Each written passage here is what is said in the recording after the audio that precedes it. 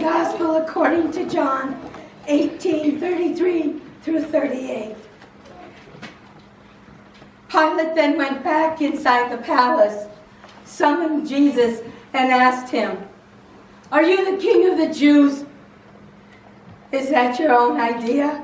Jesus asked. "Or did others talk to you about me?" "Am I a Jew?" Pilate replied. "Your own people and chief priests handed you over to me. What is it you've done?" Jesus said, "My kingdom is not of this world. If it were, my servants would fight to prevent my arrest by the Jewish leaders. But now my kingdom is from another place." "You are a king then?" said Pilate. Jesus answered, "You say that I am a king. In fact, the reason I was born and came into the world is to testify to the truth. Everyone on the side of truth listens to me." "What is truth?" retorted Pilate. The word of our Lord. Thanks be to God. Please be seated.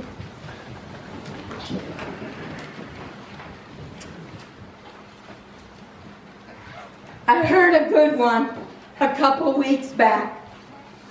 Did you know Wilton socked Georgia a good one and left one whole side of her body bruised from top to bottom? I bet it's because she won't let him have a puppy and he just couldn't take it no more. Now, I'm sure none of you have ever heard a rumor or have ever started one. But let's say you did hear a rumor. Did you spread it? Did you embellish it? Did you try and stop it and find out the truth behind the rumor? Well, the truth is, Georgia did have some good bruises on one side of her, but it had nothing to do with Wilton or a puppy. She tried to stop a runaway car and got caught up in the car. Rumors squelched. Rumors hurt, and they offend, and they embarrass. And sometimes those rumors can cause death. In our gospel lesson, we hear that a rumor will cause the death of a much beloved king. Jesus is questioned by Pontius Pilate, asking Jesus in disbelief if he were the king of the Jews. Pilate just can't believe that this common-looking, ordinary man was considered king of the Jews. And how could he cause such... How could he cause so much pain? How could he cause such commotion within the cities? Rumors.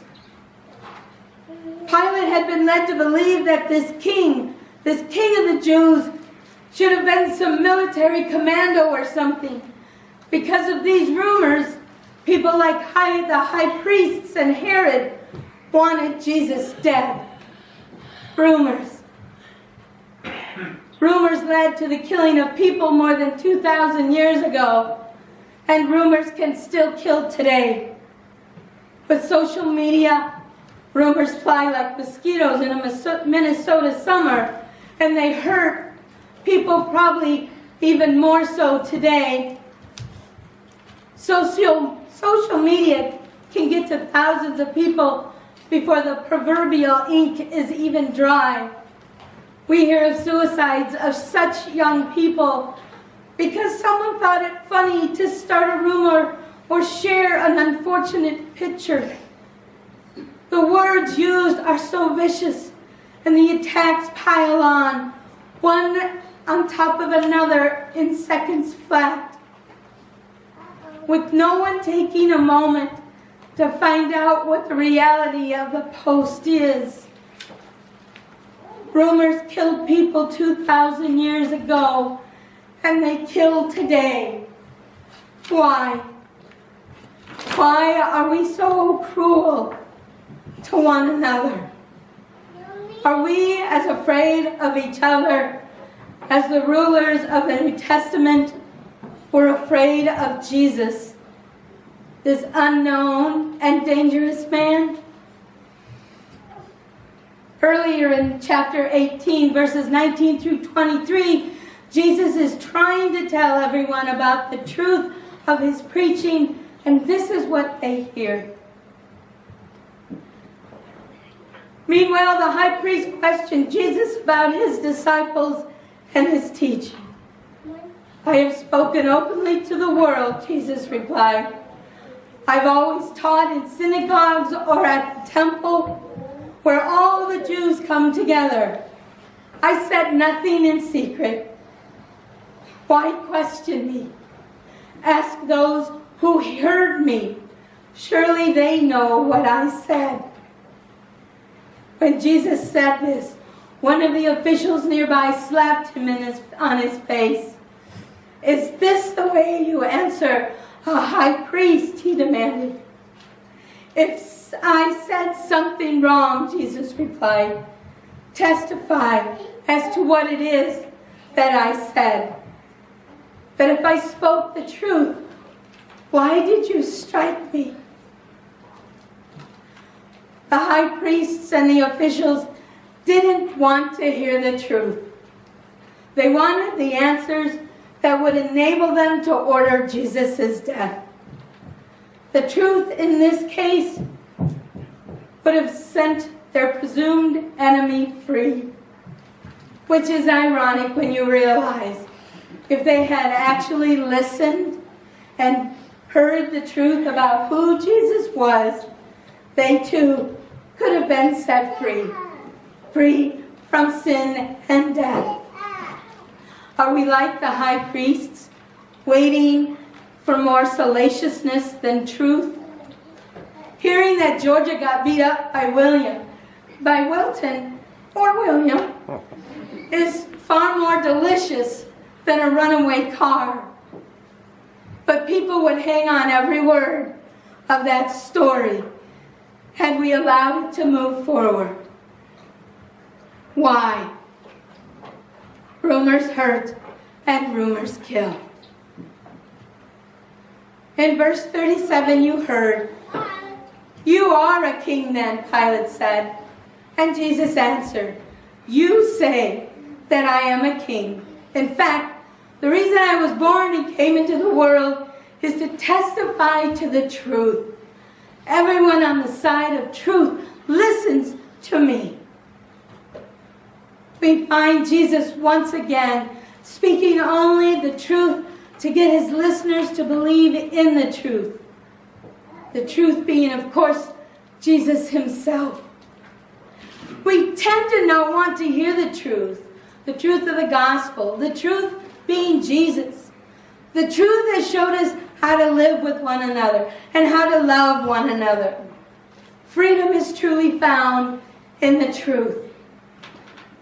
We teach our children and our grandchildren to always tell the truth. And as little critters, they do that pretty well. Because when they try to lie, they laugh and they're busted.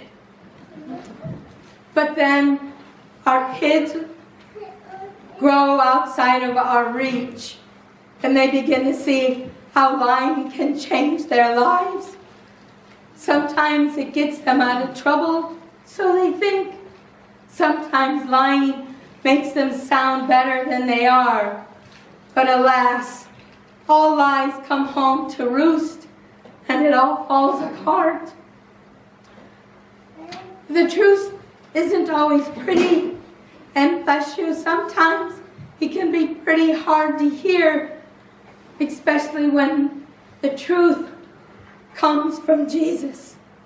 Jesus, who is the light, the truth, and the way. No one comes to the Father except through him. Just like our children, we too need to hear the truth and live the truth.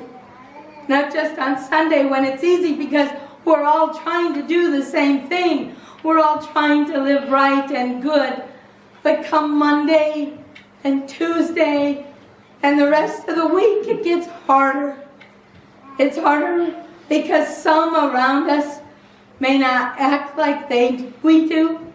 They may not carry a spirit of grace about them. Some may use language that is unpleasant to our ears, or maybe spreading rumors is a form of entertainment for them. Those things can weigh us down if we are in that environment day after day after day. But when we come here, we come to be refreshed before God with God's words, with God's great feast, with brothers and sisters who have come through the same battle of the week, and here we can hold each and other up. Yes, Jesus our King was born to die so that we might live, and that is no rumor. Jesus lived his life to die for us. After all is said and done, Jesus is our truth. There is no rumor here, only the true gospel spoken of, for, and from our Lord Jesus Christ. Amen.